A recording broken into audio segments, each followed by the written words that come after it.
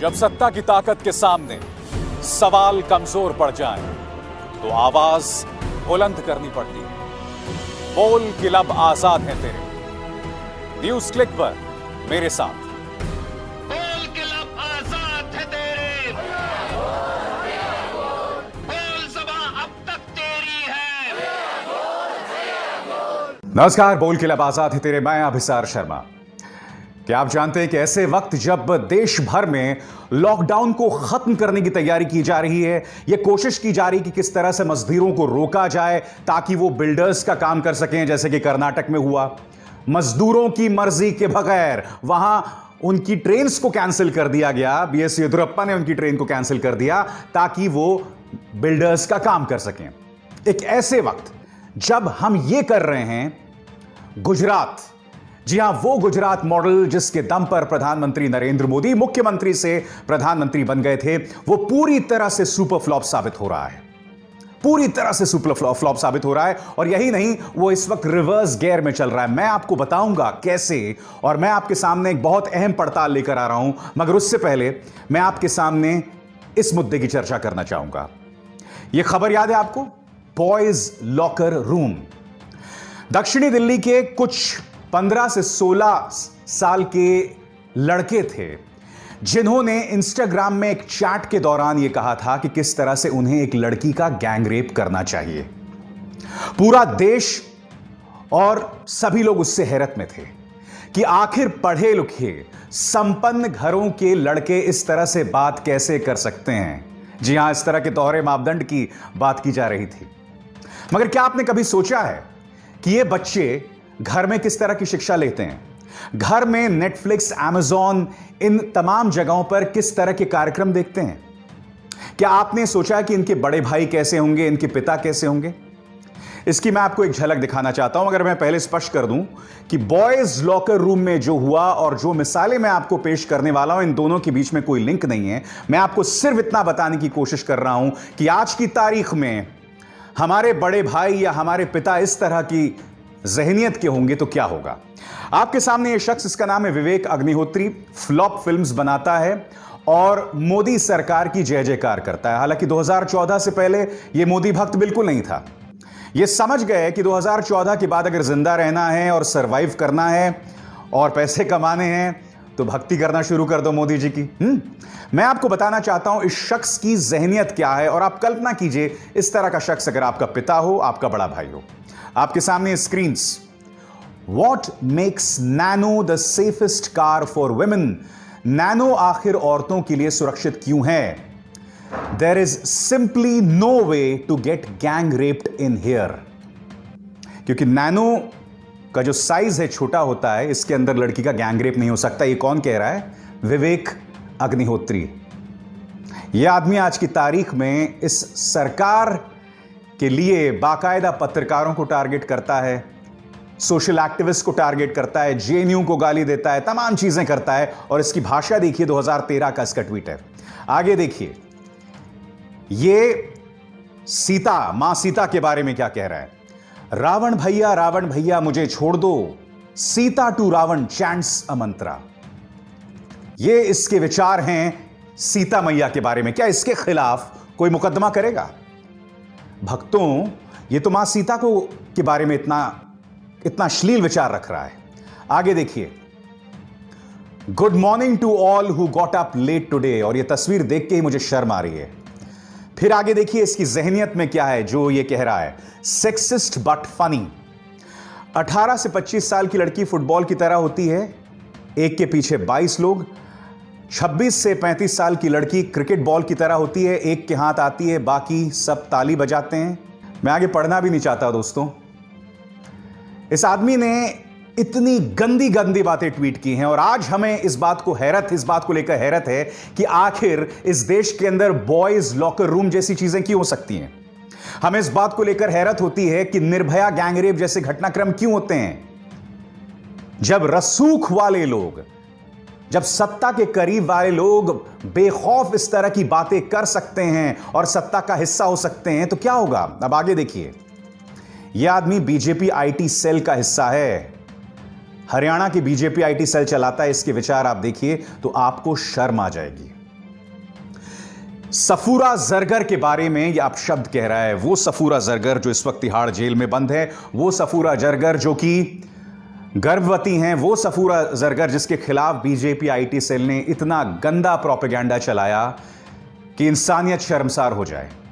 कपिल मिश्रा ने शर्मसार करने वाला ट्वीट किया और उसके बाद पूरी बीजेपी आईटी सेल एक के बाद एक इस औरत को टारगेट करने लगी। मैं नहीं जानता इनकी इंसानियत कहां मर गई। देखिए आदमी क्या कह रहा है। अब ये 500 रुपए में 9 महीने का रिचार्ज किसने कर दिया? जो मांग रही थी आजादी लेके लौटी आबादी। अब ये अरुण यादव कौन है? इन 3 तस्वीरों में देखिए। यहां इसे बीजेपी अध्यक्ष जेपी नड्डा का आशीर्वाद मिल रहा है, यहां पर इसे हरियाणा की मुख्यमंत्री मनोहर लाल खट्टर का आशीर्वाद मिल रहा है और यहां स्वयं प्रधानमंत्री नरेंद्र मोदी का आशीर्वाद मिल रहा है। इनके विचार देखिए। और ऐसा नहीं है कि इन्होंने सफूरा जरगर को टारगेट किया क्योंकि वो मुसलमान है, नहीं। इनके विचार उन तमाम महिलाओं के बारे में ऐसे ही हैं जो प्रधानमंत्री नरेंद्र मोदी और इस सरकार से सवाल करते हैं। और क्या जानते हैं इस शख्स को कौन फॉलो करता है ट्विटर पे? मनोहर लाल खट्टर, कैलाश विजयवर्गीय, अमित मालवीय। ये तीनों चेहरे जो हैं इस आदमी को ट्विटर पर फॉलो करते हैं और ये बीजेपी आईटी सेल का प्रमुख है हरियाणा के अंदर। मुझे हैरत नहीं होती क्योंकि आप जानते हैं कि पिछले 1.5-2 सालों से मैं लगातार बीजेपी आईटी सेल के बारे में आपके सामने कार्यक्रम करते रहा हूं और मैं जानता हूं कि इन लोगों के जहन में सिवाय कचरे के, सिवाय कूड़े के कुछ नहीं है। इसलिए मैं आपसे फिर कहना चाहूंगा कि आपको हैरत नहीं होनी चाहिए कि इस देश के अंदर निर्भया गैंगरेप जैसी घटनाएं क्यों होती हैं या बॉयज लॉकर रूम जैसी घटनाएं क्यों होती हैं, क्योंकि यह है सोच इन लोगों की। इन्हीं से प्रेरणा पाकर 16-17 साल के बच्चे जो हैं इस तरह की बातें करते हैं। जी हां, औरतों के खिलाफ हिंसा को जायज बनाने का काम कर रहा है यह सोच, जायज बनाने की काम कर रही है यह विचारधारा। और एक दिन ऐसा आएगा जब हम अंदर से राक्षस हो जाएंगे, हम अंदर से खोखले हो जाएंगे, हमारी आत्मा मर जाएगी और तब बहुत देर हो जाएगी। मगर तब तक आप अपने नफरत के अंदर मैरिनेट होते रहें, आप अपने जहर के अंदर उबलते रहें और इस ज्वालामुखी को अंदर पाल के न सिर्फ अपना बल्कि अपने परिवार का भी नुकसान करते रहें। जय हिंद। और अब हम दूसरे मुद्दे की चर्चा करने जा रहे हैं और यह दूसरा मुद्दा है गुजरात मॉडल जो पूरी तरह से सुपर फ्लॉप हो गया है। कैसे, मैं आपको बताता हूं। आपके स्क्रीन पर देश के स्वास्थ्य मंत्री हर्षवर्धन जो महाराष्ट्र के अंदर जो स्थिति है उसको लेकर चिंता जता रहे हैं। जी हां, मगर स्वास्थ्य मंत्री का ध्यान जो है गुजरात की तरफ कतई नहीं जाएगा क्योंकि गुजरात इस वक्त रिवर्स गियर पर है। आपके सामने सिलसिलेवार तरीके से मैं बताना चाहता हूं कि गुजरात में अब अगले 1 हफ्ते के लिए लॉकडाउन होने वाला है और यह बहुत बड़ा लॉकडाउन है। जी हां, एक ऐसे वक्त जब देश में लॉकडाउन खुल रहा है कई जगहों पर, यहां पर यह हालत होती जा रही है। वो गुजरात मॉडल। जी हां, खबर क्या है? बढ़ते संक्रमण की वजह से अहमदाबाद में स्थानीय प्रशासन ने फैसला किया है कि सिर्फ दवाई की दुकानें और दूध के पार्लर्स खुले रहेंगे। इसके अलावा सब्जी की दुकानें बंद, फल की दुकानें बंद, किराने की दुकानें बंद। यही नहीं, स्विगी और जोमेटो भी बंद हो जाएगा। आगे देखिए, अहमदाबाद म्युनिसिपल कॉर्पोरेशन ने यह भी फैसला किया है कि सभी निजी अस्पताल, क्लिनिक्स और नर्सिंग होम्स अगले 48 घंटे में खुल जाएंगे, वरना उनके लाइसेंस कैंसिल हो जाएंगे। इसके अलावा अहमदाबाद म्युनिसिपल कॉर्पोरेशन ने 7 प्राइवेट अस्पतालों को चिन्हित किया है ताकि वो इसका इलाज कर सकें। यही नहीं, आपके स्क्रीन पर अमित शाह से गुजरात के मुख्यमंत्री विजय रूपाणी ने यह अपील की है कि कोरोना का इलाज करने के लिए विशेष डॉक्टर्स भेजे जाएं। यह क्या बता रहा है कि गुजरात में हालात बिल्कुल बेकाबू हैं। आपको याद है जब न्यूज चैनल्स ने खबर चलाई थी कि किस तरह से केरला, महाराष्ट्र और राजस्थान के अलावा ये वो 3 राज्य हैं जो गरीब मजदूरों से पैसा ले रहे हैं, मगर गुजरात का बिल्कुल जिक्र नहीं था। मैं आपको बताना चाहता हूं दोस्तों, आपके सामने ये सरकारी फरमान है और इस सरकारी फरमान में जो ये चीजें हाईलाइट की गई हैं गुजराती में, उसका मैं आपको अनुवाद करके बताना चाहता हूं। यह सरकारी दस्तावेज का हिस्सा है।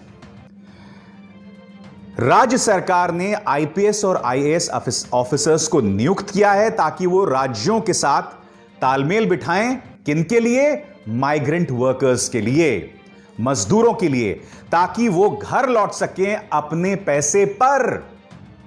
मुद्दा नंबर 1 क्या कह रहा है कि मजदूर अपने पैसे देंगे और इसके लिए राज्य जो है यानी कि गुजरात वो अन्य राज्यों के साथ तालमेल बिठाएगा। मुद्दा नंबर 2, अश्विनी कुमार जो कि चीफ मिनिस्टर्स ऑफिस में हैं, उन्होंने कहा है कि जो मजदूर हैं, गरीब मजदूर हैं, उन्हें अपने टिकट्स खुद खरीदने होंगे।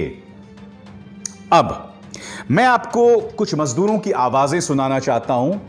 अहमदाबाद मिरर ने इन मजदूरों से बातें की हैं और आप खुद इन मजदूरों से सुनिए ये मजदूर दरअसल कह क्या रहे हैं। सुनिए। अभी जा कहाँ रहे हो? जा रहे हैं, बोल रहे हैं कि गाड़ी आगरा तक जा रही है। आगरा जा रहे हैं। आप आगरा से कहाँ जाओगे फिर? आगरा से बांदा जाएंगे। अच्छा, वहाँ से कैसे जाते हैं? बस में जाते हो? हाँ, वहाँ से बस में जाते हैं। कितना दूर है वहाँ से? वहाँ से 500-600 किलोमीटर है। वहाँ 600 किलोमीटर है। तो अगर कुछ मिला नहीं तो वहाँ से क्या करोगे आप? पैदल जाएंगे। पैदल जाओगे? कितने दिनों के बाद आप घर जा रहे हो? 6 महीने बाद। 6 महीने बाद। यहाँ पे कितने टाइम से आप फंसे हुए थे? यहाँ 1.5 महीने हो गए। 1.5 महीने हो गए। यहाँ पे खाने का कुछ प्रॉब्लम हो रहा था? खाने का प्रॉब्लम हो रहा था। अच्छा, कहाँ पे आप काम कर रहे थे? London dairy. अच्छा, ठीक है। अभी यहाँ से आप जा रहे हो, अभी आपको क्या सुविधा मिली है? तो क्या हम लोग पानी पियाते हुए, पानी भी नहीं मिला हम लोग को अभी तक। तो कब से आप लोग बस में आए हो? बस में हो गए 3 घंटे हो गए और अभी तक पानी नहीं मिला? नहीं मिला। अच्छा, और कितने पैसे आपको देने पड़ रहे हैं यहाँ से जाने के लिए?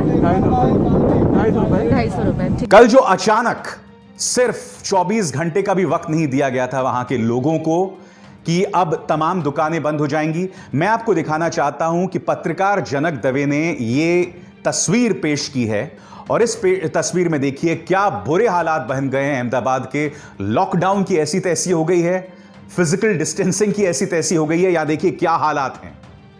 जी हां, ये हालात हैं अहमदाबाद के, गुजरात मॉडल के। कुछ सवाल आपको पूछने पड़ेंगे। मान लिया दिल्ली के अंदर आप तबलीगी जमात को दोष मढ़ सकते हैं, यहां पर इतने कोरोना के केसेस हो गए। वही तबलीगी जमात जिनकी जांच एयरपोर्ट में नहीं हुई और वो भारत के अंदर घुस के आ गए। वही तबलीगी जमात का आयोजन जिसे आयोजन की अनुमति गृह मंत्रालय ने दी, वो चाहते तो मुंबई पुलिस की तरह उन्हें आयोजन की अनुमति नहीं देते, मगर दी। दिल्ली की तो हमने मान ली। महाराष्ट्र फाइनेंशियल कैपिटल है और यहां आप जानते हैं कि झुग्गियां ढेरों हैं, यहां पर इसका संक्रमण फैलना बात समझ में आती है। मगर गुजरात, यह तस्वीर देखिए, नमस्ते ट्रंप। जी हां, लाखों लोगों को सड़कों पर खड़ा किया गया था, दीवारें उठा दी गई थी ताकि ट्रंप हमारी गरीबी को ना देख सकें। एक स्टेडियम के अंदर लाखों लोग जमा थे। यह तस्वीर आपके सामने है। आज क्या यह हमें सवाल नहीं पूछना चाहिए कि अगर गुजरात की जनता इस दोजक का, इस नर्क का सामना कर रही है तो कहीं इसका जिम्मेदारी ये तो नहीं है? और देखिए यह घटना कब हुई थी? फरवरी में हुई थी, फरवरी के उत्तरार्ध में, दूसरे हिस्से में हुई थी फरवरी के। और भारत सरकार जो दावा करती है कि हमने कोरोना को लेकर उपाय जो हैं वो 15 जनवरी से शुरू कर दिए थे, तो मैं पूछना चाहता हूं भारत सरकार से कि आपने अहमदाबाद के अंदर ऐसा तमाशा क्यों किया? गुजरात में मृतकों की तादाद बढ़ती जा रही है, क्या यह सवाल नहीं पूछे जाने चाहिए कि आज गुजरात मॉडल पूरी तरह से फेल हो गया है? और उसकी वजह यह है कि आपने ट्रंप के स्वागत में यहां पर यह अश्लील ड्रामा किया था। जी हां, मैं अश्लील कह रहा हूं। मैं अश्लील इसलिए कह रहा हूं क्योंकि आज गुजरात उसका खामियाजा भुगत रहा है। गुजरात इस वक्त देश का दूसरा बड़ा राज्य है और सरकार का ध्यान किसकी तरफ है? महाराष्ट्र की तरफ है, पश्चिम बंगाल की तरफ है। यकीनन वहां स्थिति गंभीर है। आपके सामने एक बार फिर हर्षवर्धन जो कह रहे हैं कि महाराष्ट्र में स्थिति बहुत गंभीर है और यही वजह है कि मुंबई पुलिस ने जो गैर जरूरी चीजों की बिक्री है और शराब की बिक्री को फिर से रोक दिया है, क्योंकि वो जानते हैं कि शराब के केंद्रों में भीड़ इकट्ठी हो रही है, जिसके चलते फिर से कोरोना फैल सकता है। महाराष्ट्र संकट का सामना कर रहा है और हम महाराष्ट्र का सवाल तो उठाते रहे हैं ना मीडिया में, सिवाय महाराष्ट्र के, सिवाय जो गैर बीजेपी राज्यों के, और तो किसी की चर्चा नहीं होती है। अब पश्चिम बंगाल की बात करते हैं। पश्चिम बंगाल पर कड़ा रुख अपनाया है किसने? केंद्र सरकार ने। यूनियन होम सेक्रेटरी जो हैं अजय भल्ला, उन्होंने कड़े तेवर अपनाते हुए 3 खास बातें कही हैं पश्चिम बंगाल को, जो मैं आपको पढ़ के सुनाना चाहता हूं। कुछ खास गुट कोरोना फैला रहे हैं, यूनियन होम सेक्रेटरी ने यह भी कहा कि बच्चे क्रिकेट खेल रहे हैं, लोग नदियों में नहा रहे हैं, रिक्शे चलाए जा रहे हैं, मगर इस पर कोई ध्यान नहीं दे रही है राज्य सरकार। यही नहीं, वो ये भी कह रहे हैं कि पश्चिम बंगाल की रेट ऑफ टेस्टिंग यानी कि कोरोना को लेकर जो परीक्षण होता है वो बहुत कम है। वैसे तो केंद्र सरकार ने इससे पहले बहुत सी ऐसी बातें की हैं जो बाद में झूठ साबित हुई हैं, मगर मैं आपकी इस बात का विश्वास करता हूं और तमाम मुख्यधारा की मीडिया चैनल्स जिनकी लाखों करोड़ों में रीच है वो सिर्फ इन राज्यों की बात कर रहे हैं। मगर क्या आप जानते हैं कि गुजरात की रेट ऑफ टेस्टिंग इस वक्त देश में सबसे कम में बताई जाती है। आज न्यूज चैनल्स आखिर गुजरात की बात क्यों नहीं कर रहे हैं? भूल जाइए कि अगर आपको इस बात का डर है कि आप मोदी जी के चलते गुजरात की बात नहीं कर सकते, मगर गुजरात की जनता के प्रति तो आपका दायित्व है, उनके प्रति तो आपकी जिम्मेदारी है। कैसे भूल गए आप गुजरात की जनता को? जिस गुजरात को पूरी तरह से मुख्यधारा की मीडिया ने भुला दिया है, उसकी एक और तस्वीर मैं आपको जाते जाते दिखलाना चाहूंगा। यह डीडी न्यूज गुजरात चला रहा है, पढ़ के सुनाऊंगा अंग्रेजी में, फिर उसका अनुवाद करूंगा। Gujarat government shares success story with Ministry of Ayush regarding 6,000 people in quarantine benefiting from Ayurvedic kadha. People who were in quarantine and drank kadha for the prescribed time tested negative for COVID-19. ये बताने की कोशिश कर रहे हैं कि आयुर्वेदिक काढ़ा पीने से जो लोग क्वारंटीन में थे वो कोविड को लेकर नकारात्मक पाए गए। अगर यह सत्य होता तो आज की तारीख में यह खबर पूरे देश में फैल गई होती, सरकार ने इसे आधिकारिक तौर पर अमली जामा पहना दिया गया होता, भारत की जय जयकार पूरी दुनिया में हो रही होती और डीडी न्यूज गुजरात चला रहा है कि किस तरह से 6,000 लोगों ने आयुर्वेदिक काढ़ा पिया। अंधभक्ति का क्या इलाज है मैं नहीं कह सकता, क्योंकि इस देश में पिछले 5 सालों में अंधभक्ति की जो सोच है वो लगातार बढ़ी है और इसको बढ़ाने का काम मानव संसाधन मंत्री से लेकर प्रधानमंत्री से लेकर मुख्यमंत्रियों से लेकर सब ने किया है। और यहां पर भ्रमित करना है, एक गलत तस्वीर आपके सामने पेश करना है, और इससे ज्यादा शर्मनाक बात कुछ नहीं हो सकती। मगर देखिए साहब, बोल के लब आजाद है तेरे में हम तो ये मुद्दे उठाएंगे। मुख्यधारा की मीडिया बेशक भूल जाए, मगर हम इन मुद्दों से पीछे नहीं हटने वाले। नमस्कार।